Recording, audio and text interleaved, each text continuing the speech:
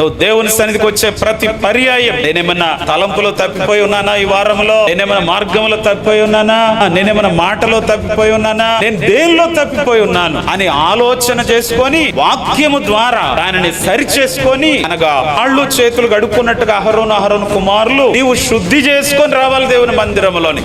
అప్పుడు ఇక్కడ విద్య వర్తమానం నీ హృదయంలో పని చేస్తుంది, నీ అంతరంగంలో పని చేస్తుంది. వాక్యానికి చోటు నీ హృదయంలో ఉన్నదా? ఈ రోజు వాక్యం చదవలేదు అంటే ఈ రోజు నువ్వు స్నానం చేయలేదని అర్థమవటం కోసం అంటున్నాను ఈ మాట కదా.